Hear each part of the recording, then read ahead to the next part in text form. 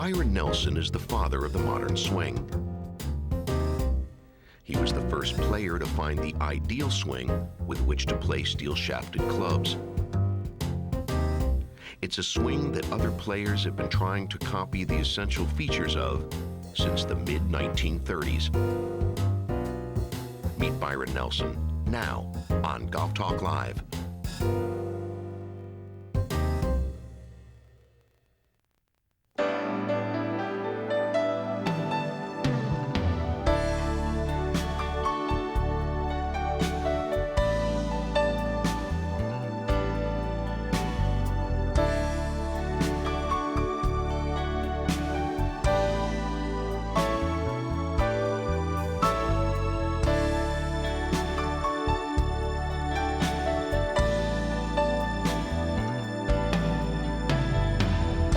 Following is an encore presentation of Golf Talk Live. Byron Nelson was the first player to work out a swing in the early 1930s that maximized the effectiveness and potential of the newly introduced steel-shafted clubs. More upright, less around, less handsy, more one piece, with active feet and legs, lateral move through the ball with the club and hands ahead and his head back. He turned pro for a $5 entry fee and won $75 for finishing third in his first event in 1932. As a playing assistant in 1935 at Ridgewood Country Club in New Jersey, he won the New Jersey Open and the New Jersey PGA and the Metropolitan Open at Quaker Ridge, his first important victory. And he began to beat the players he would continue to beat until he retired in 1946 at the age of 34. Players like Craig Wood, Paul Runyon, Harry Cooper, Denny Shute, Henry Pickard, Sam Snead, Ben Hogan, Jug McSpaden, Johnny Bulla, Ralph Gouldall. He won the Masters in 1937 and 1942, the U.S. Open in 1939, the PGA Championship in 1940 and 1945. His 18-win, 11-in-a-row season in 1945 was set up by his great year in 1944, when he won 6 times with a scoring average of 69.67. He hit it so pure, so often, so consistently, that he occasionally became bored. He determined after the 44 season that he would work on his chipping and reduce careless shots in 1945. He won money in 113 consecutive events at a time when only 15 or 20 places earned money. He set a single-season scoring record of 68.33 in 1945, which stood until Tiger broke it in 2000. He passed on his knowledge to players from Ken Venturi to Tom Watson.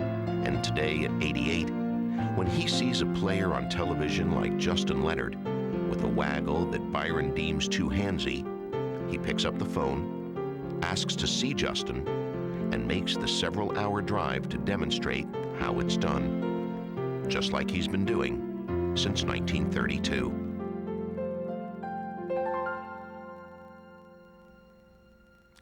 Welcome to Golf Talk Live. I'm Peter Kessler. Great pleasure to introduce you to one of the finest players, one of the finest people to ever play the game, Byron Nelson. Honored to see you, sir. Thank you very much, Peter. I love to be here and to enjoy being on the tally with you. Thank you, sir. Premature happy birthday, if I might. Well, thank you. I hope the Lord let me live till next week for it. You're the only guy I know who's been retired for 55 years. You retired at age 34. How's the retirement going? Well, it's still going, thank goodness. But it's going busy. I stay very busy, and I still am very active in golf. I don't play very much golf, very seldom, but I make about 8 or 9 appearances to a tournament, or the Ryder Cup, or a President's Cup, or the Players' Championship, or a senior tournament each year, and so I still stay very close to golf, and one of the nice things is that the players, because I'm no senior out there walking around and looking and watching them, why they do appreciate me being out there. Every time someone has, and it's only happened a few times in the last 100 years, a year to remember forever on the golf course, it always evokes comparisons with you. And I'm wondering, between Jones's 1930, your 1945, Hogan's 53, and Tiger's 2000, how do you rank them?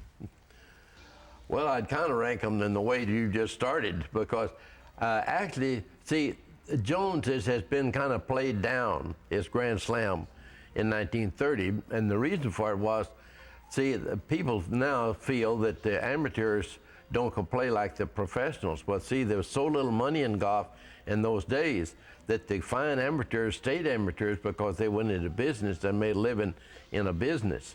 And so the top amateurs in those days, you take Jones, Ouimet, Chick Evans, those three players, to not mention many more, played wonderfully well and beat the pros. But now then, the pros have it's a complete different game. The young kid now sees that Tiger Woods or whoever wins $1,000 or $1 million or $400,000, they want to start playing golf. They say them playing a little bit. Well, now then they want to go out and play, and they can picture themselves of trying to beat Tiger Woods or beating David Duval or Tom Lehman or all these fine players, thinking of how much fun just play golf and to make that money. Well, it wasn't so in those days. They played golf. You played golf then for fun almost. How quickly, after steel shafts were introduced, did they really catch on in the very early 1930s? Well, it's a funny thing. When they first came out, I was amazed because I liked them right away, and because I'd started playing with the hickory shaft. And naturally, I played the pronation, the old rope and the close, which you had to do to use hickory shaft. And there's a lot of great golf played that way. But I loved them right away. But it's a funny thing, many people said it'll never catch on. It'll never replace steel. What did it say about Gene Sarazen that he could win major championships in the 20s with hickory and win major championships in the 30s with steel, about his adaptability, about his ability to play no matter what? Well, the Sarazen had an unusual attitude about the game. He was always very vocal about it, and sometimes very critical of things that were going on. And but Gene had a type of swing that would win regardless of what he was using, because his swing, I started seeing Gene play. Then I started playing with Gene in the mid-late 30s, and I played Gene twice in the PGA Championship when he was still playing great, and I was fortunate to eke out on him both times. And so his swing was so repeatable. He didn't have any false motions in it. He was fairly short and stocky, and he just turned and come back and hit it, and he set the club exactly the same position. Naturally, when he was using the hickory, he pronated a little bit. Well, he quit pronating when the steel came out, because you didn't, and that's the only thing he had changed. He started taking away this way instead of opening the face of the club to close it back because of the torque in the wooden shaft. So that's why his game, Gene Sarazen could have played with a shinny stick. Now I'm telling you, he was so good. I was thinking, because Gene and I, for a long time, Gene and I and Sneed played 9 holes at the Masters starting the tournament. Then we got too old to play the 9, so we started hitting balls off the first tee. I played Gene twice in the PGA Championship, one in 1941, again in 1945. And I never saw him I don't say he hit every shot perfect, now I don't mean that, but I never saw him hit a shot like you see some players now, knocking off the woods here and knocking it off here. Now he missed some shots, they varied some, but he would, you knew you was going to play good to beat him because he didn't make many mistakes. That's what he said about you. Well, of course I beat him twice, that's why. We'll be right back with Byron Nelson.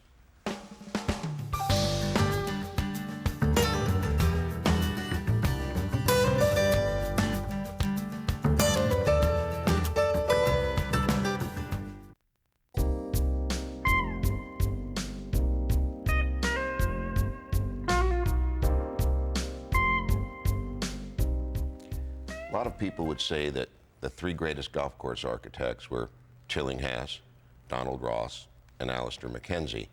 I know, of course, when you were playing at the Tillinghast design Ridgewood as a professional and working there before you really went out on tour, you got a chance to spend some time with him. What do you remember about Tillinghast? Well, he was really a old Scotch pro, like, I shouldn't say pro because he was a golf course architect. But when he played golf, why, he wore a loose tweed coat. And I don't think I ever saw him hit a shot that didn't, when he played golf, he didn't have that tweed coat on. And he had what I call a wax mustache, a little mustache, and his wax here and stuff, and very, very well ordered and stuff. But he really knew what he wanted to do on a golf course.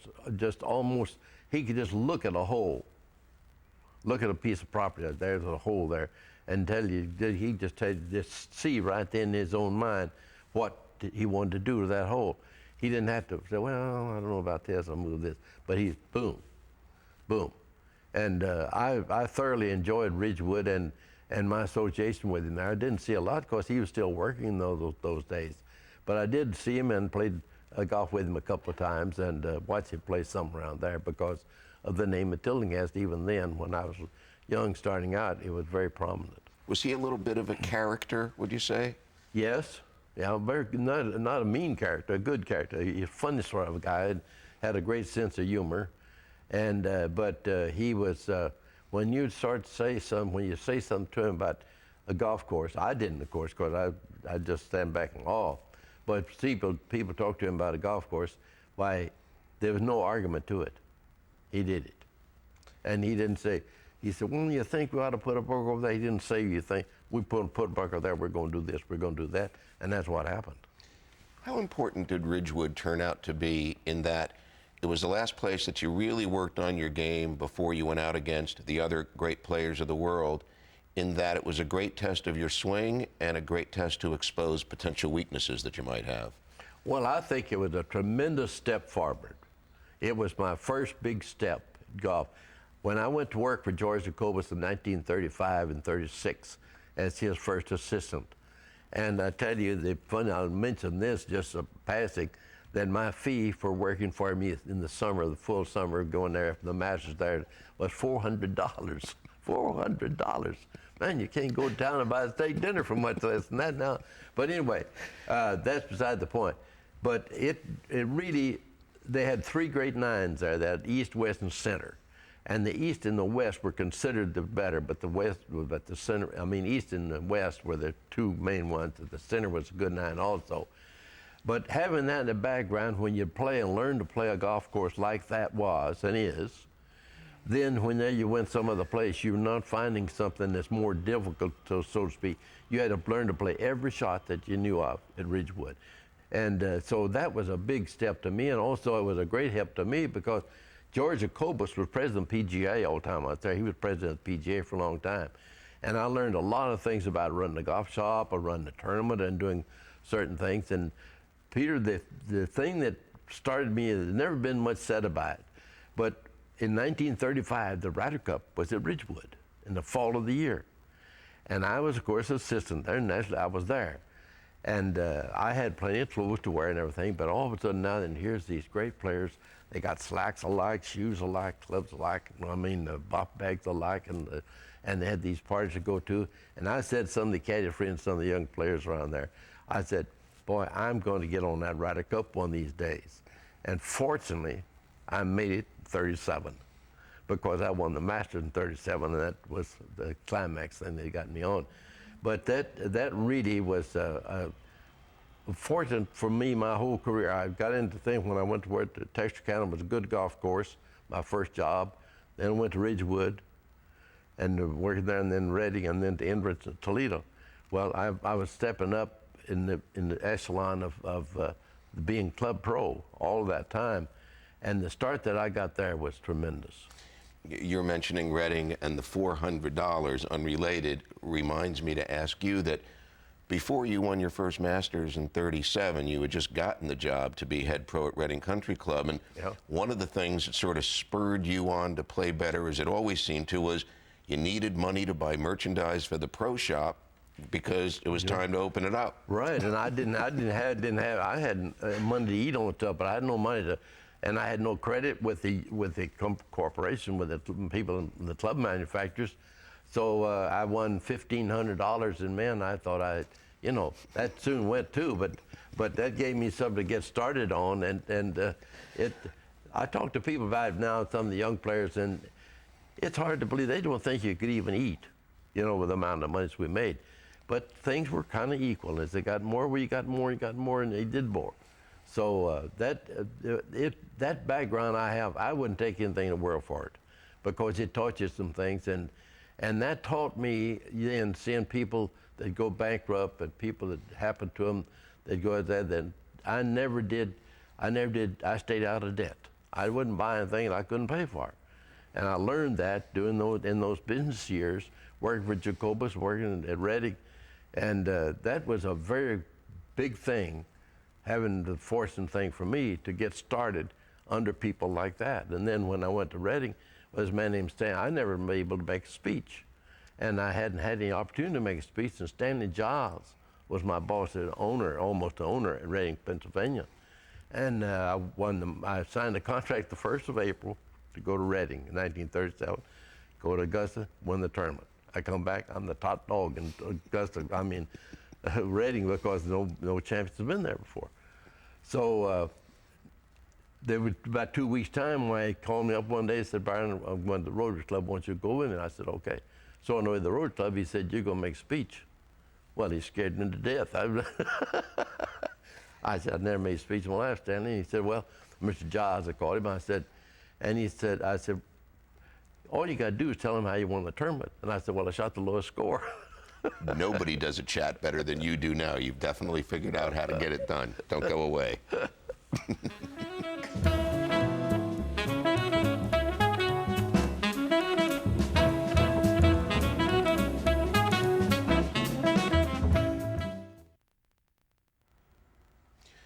What were your impressions of Jones before you knew him, and what was your relationship like when, of course, you did?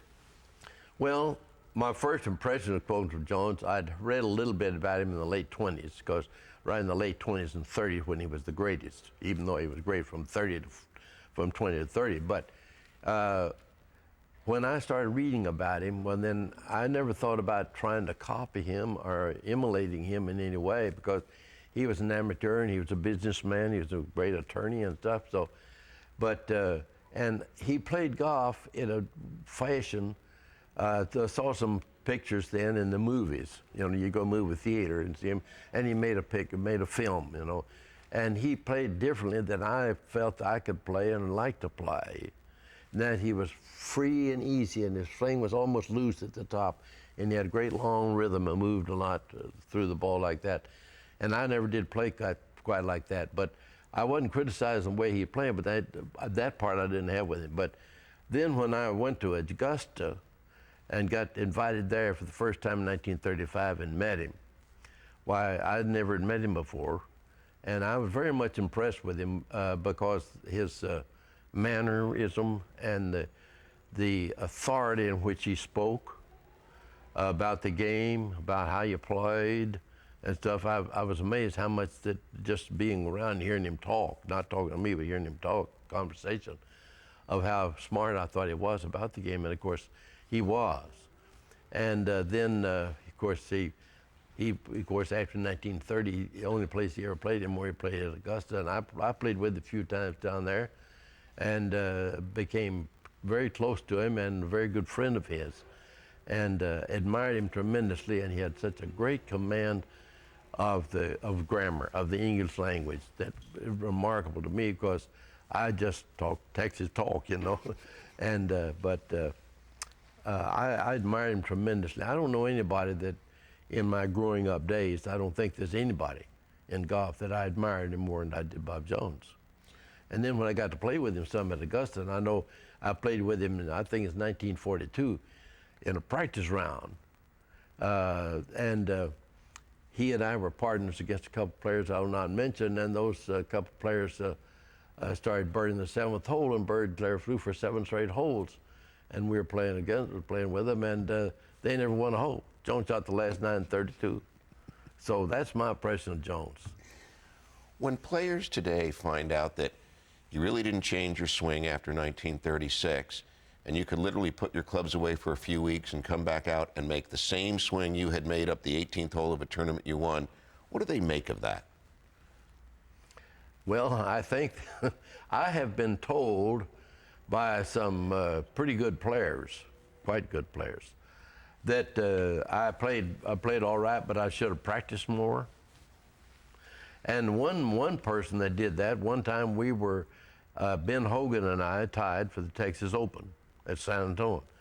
And believe it or not, things have changed so much that we had to go downtown to WAI to go on the radio. No TV, of course, 1940. And so we were being interviewed, and they interviewed me about Ben, and I said some things about him, nice things. And so they said, well, and then asked him about me, and he said, well, Byron's a pretty good player, but he'd get better if he'd practice. Well, I won the next day, so I don't know where I practiced or not. But anyway, I look back, excuse me, I look back on it and realize that, and the reason I realize it more than anything else is because of Tiger. Not necessarily that he's the best player in the world, I'm not saying that, but I didn't think about being the best player in the world. I loved to play the way I played, it was comfortable, and that's what I did.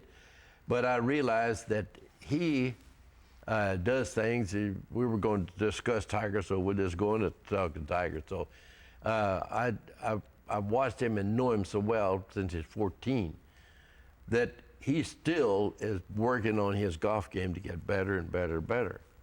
And he's the #1 player in the world today, and here's the number one world player in the game, still told me to my face, just in our own personal conversation, said I'm still miss too many shots, especially from 150 yards and in, I missed too many shots.